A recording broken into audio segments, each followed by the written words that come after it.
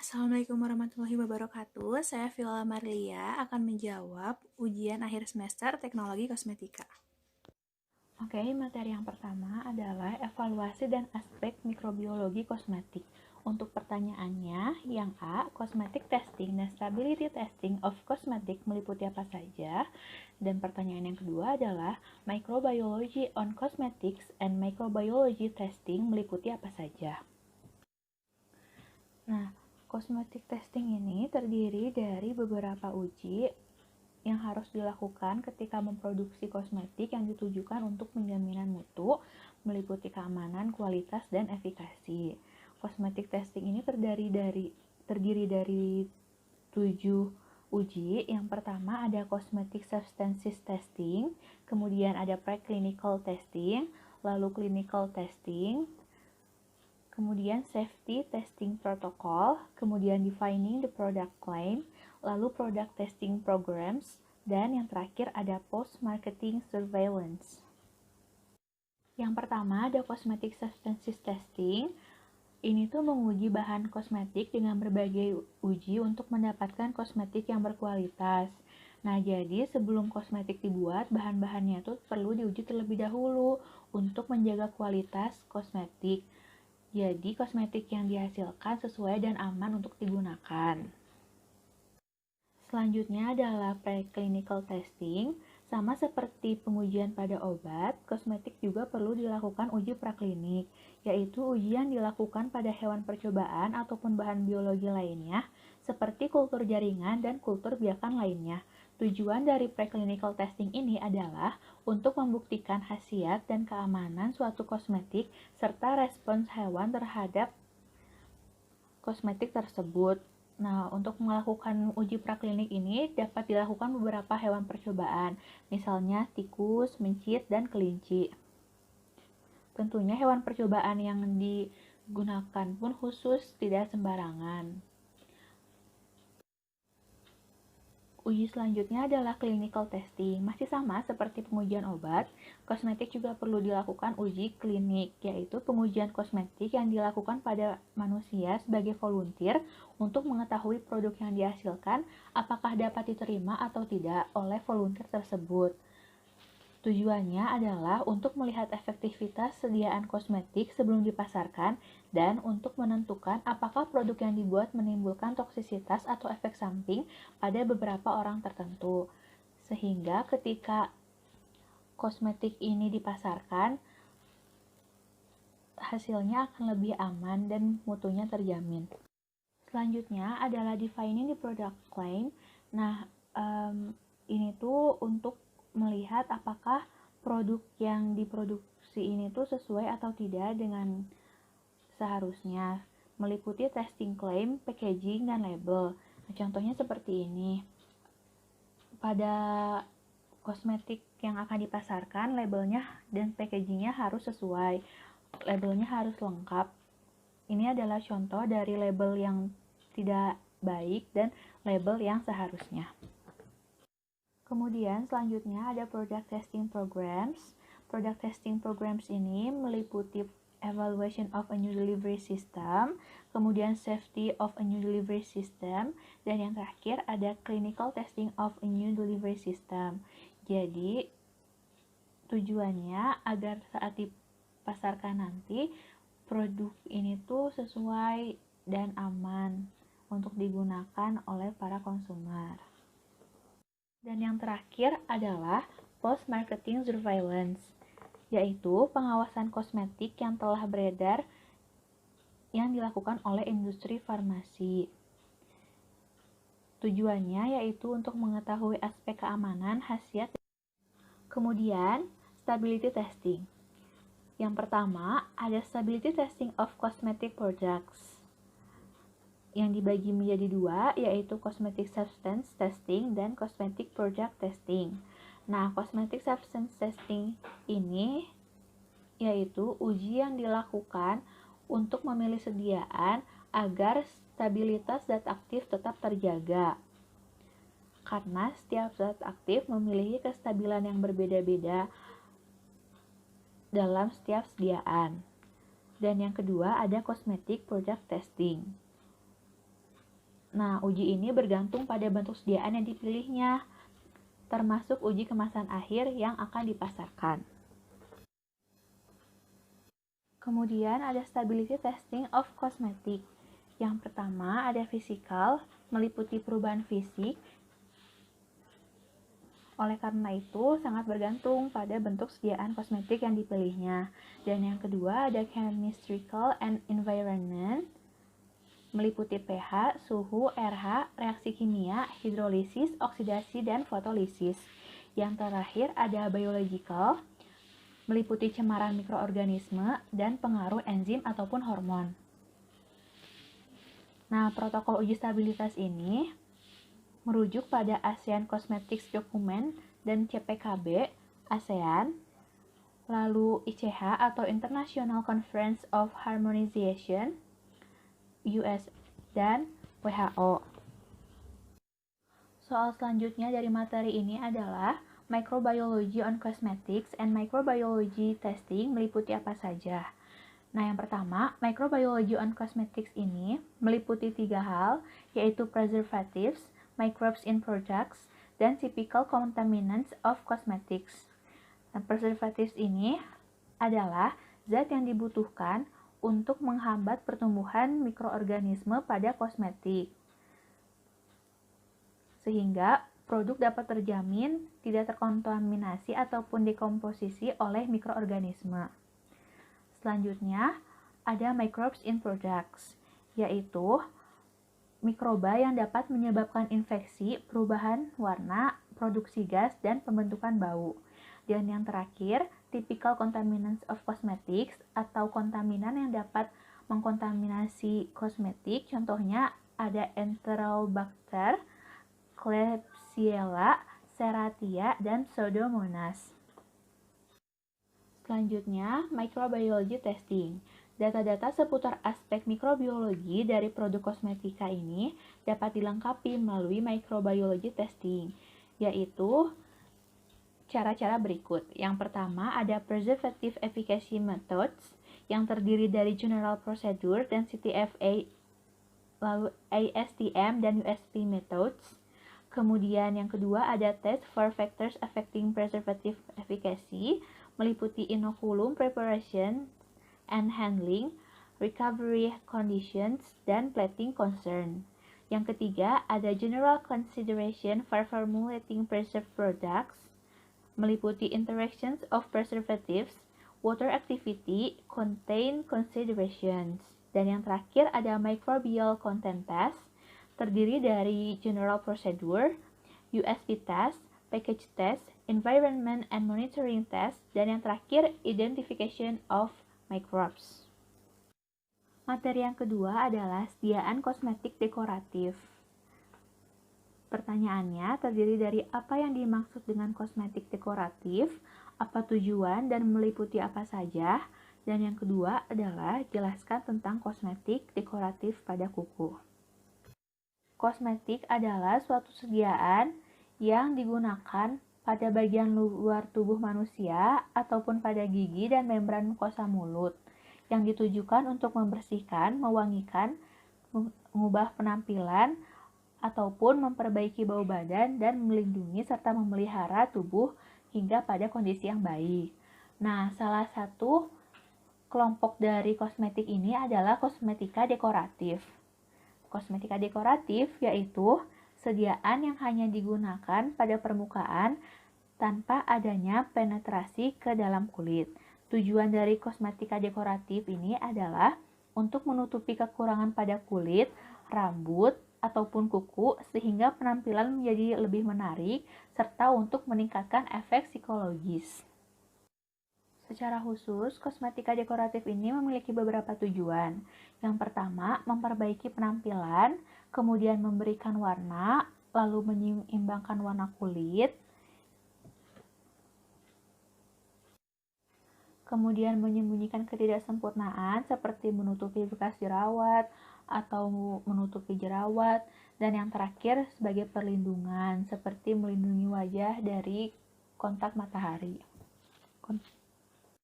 Kemudian, kosmetika dekoratif ini meliputi berbagai kosmetik yang dapat digunakan pada beberapa bagian tubuh. Yang pertama pada rambut, contohnya seperti pewarna rambut, permanent waving, pelurus rambut. Dan yang kedua pada wajah, meliputi foundation, bedak, dan blush. Yang ketiga pada mata, meliputi eyeliners, eyeshadow, dan maskara. Selanjutnya pada kuku, meliputi pewarna dan kuku palsu. Dan yang terakhir pada bibir meliputi lipstick, lip gloss, dan lip liners. Selanjutnya, soal nomor 2 dari materi ini adalah jelaskan tentang kosmetik dekoratif pada kuku. Namun sebelumnya, saya akan menjelaskan terlebih dahulu mengenai kuku. Kuku merupakan bagian dari tulang tubuh manusia yang tumbuh pada ujung jari. Nah, struktur kuku terdapat pada gambar berikut. Yang pertama ada matriks kuku yang merupakan bagian utama dari sel-sel yang membentuk keratin pada nail plate dan berfungsi untuk mendorong pertumbuhan sel-sel baru yang mendorong keluar nail plate dan menggantinya dengan keratin baru.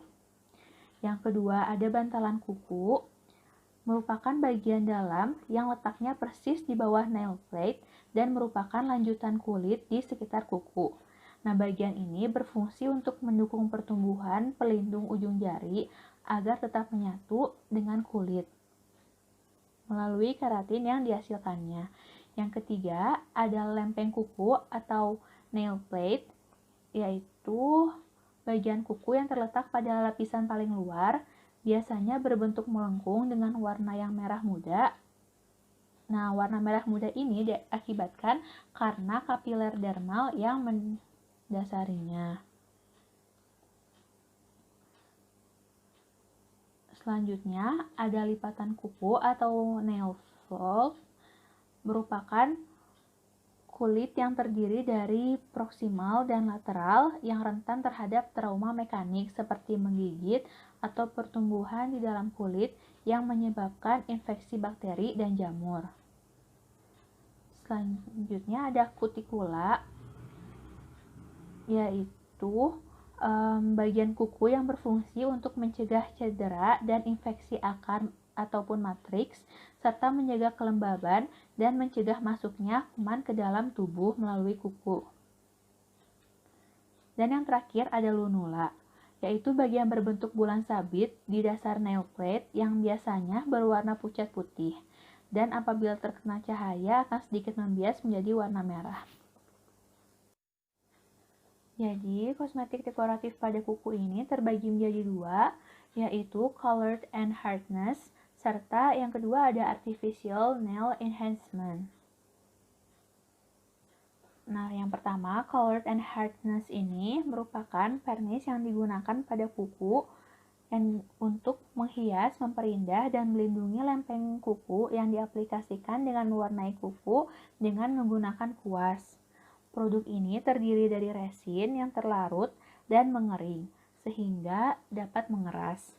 Bahan yang digunakan untuk membuat colored and hardness ini adalah resin, solvent, plasticizers, colorants, thixotropic agents, dan color stabilizer. Terdapat beberapa jenis dari colored and hardness, diantaranya adalah nail lacquer, top coat, base coat, nail hardener, dan UV curable. Terdapat berbagai macam dari colored and hardness, diantaranya ada nail lacquer, top coat, base coat, nail hardener, dan UV curable. Namun pemakaian colored and hardness ini perlu diperhatikan karena dapat menyebabkan beberapa efek samping dari bahan-bahannya. Yang pertama, resin dapat memungkinkan terjadinya alergi. Dan yang kedua, ada solvents dapat menyebabkan dehidrasi pada kuku dan kulit, serta dapat menyebabkan iritasi. Yang ketiga, ada UV curable dapat menyebabkan alergi. setelah memakainya berkali-kali. Selanjutnya, ada photoinitiators yang dapat memungkinkan terjadinya alergi, dan photosensitization, kemudian pewarnanya dapat memungkinkan terjadinya alergi juga. Kemudian ada UV stabilizers yang dapat memungkinkan terjadinya alergi. Kosmetik dekoratif kuku yang kedua ada artificial nail enhancement, yaitu sistem cairan ataupun bubuk yang digunakan untuk menyempurnakan kuku asli yang terbuat dari monomer dan polimer methacrylate. Nah, tipe artificial nail enhancement ini terbagi menjadi beberapa. Yang pertama ada nail reds yang terbuat dari cyanoacrylate monomers. Yang kedua ada liquid and powder yang terbuat dari methacrylate monomers and polymers. Dan yang ketiga ada UV gels yang terbuat dari urethane acrylate. Materi selanjutnya adalah antiperspiran dan deodoran. Pertanyaannya, yang pertama jelaskan perbedaan karakter dari kelenjar apokrin dan ekrin serta keringat yang dikeluarkannya. Yang kedua, mengapa bau keringat menjadi tidak enak dan jelaskan mekanismenya. Yang ketiga, bagaimana mekanisme kerja sediaan deodoran dan antiperspiran dalam mengatasi kondisi tersebut. Selanjutnya, jelaskan perbedaan karakter dari kelenjar apokrin dan ekrin serta keringat yang dikeluarkan. Berikut adalah perbedaannya. Yang pertama, ekrin aktif setelah 2 minggu setelah lahir, sedangkan apokrin aktif setelah lahir pada masa pubertas. Lalu ekrin tersebar hampir pada seluruh permukaan, kecuali pada anal dan genital, sedangkan apokrin terdapat pada daerah anal dan genital. Selanjutnya ekrin, fungsinya untuk menjaga stabilitas temperatur tubuh dan elastisitas kulit, sedangkan apokrin mensirkulasi androgen menjadi dihidrotestosteron. Dan keringat yang dikeluarkannya pun berbeda. Pada ekrin menghasilkan keringat yang encer serta tidak berbau, sedangkan apokrin memproduksi keringat yang lebih pekat dan mengandung lemak. Dan apokrin ini mengeluarkan keringat yang dapat menyebabkan bau badan. Lalu, mengapa bau keringat menjadi tidak enak dan jelaskan mekanismenya. Nah, sebenarnya cairan yang dihasilkan oleh kelenjar keringat ini tidak sepenuhnya bau, tapi karena bakteri memakan cairan tersebut dan mengeluarkan produk berupa limbah. Nah, limbah ini yang menyebabkan bau badan. Mekanismenya adalah seperti berikut. Jadi, kelenjar keringat diatur oleh hipotalamus. Ketika hipotalamus mendapat rangsangan tersebut dibawa oleh saraf simpatik menuju kelenjar keringat. Lalu, kelenjar keringat yang mengandung air garam dan urea ini menuju ke permukaan kulit, sehingga dihasilkanlah keringat. Kemudian, jika keringat ini dimakan oleh bakteri sehingga menghasilkan limbah. Nah, limbah inilah yang menyebabkan bau tidak sedap. Yang terakhir, bagaimana mekanisme kerja sediaan deodoran dan antiperspiran dalam mengatasi kondisi tersebut. Yang pertama, deodoran. Mekanisme kerjanya adalah mencegah dekomposisi mikroba dengan cara mematikan mikroba tersebut. Kemudian, selain mematikan mikroba, deodoran ini juga memberikan aroma yang menyenangkan, sehingga bau badannya hilang dan badannya menjadi beraroma yang menyenangkan. Selanjutnya, antiperspiran. Mekanisme kerjanya adalah mempersempit pori-pori pada kulit. Jadi, ketika antiperspiran dioleskan pada kulit atau diaplikasikan pada kulit, maka antiperspiran ini akan mempersempit pori-pori sehingga keringat tidak dapat keluar.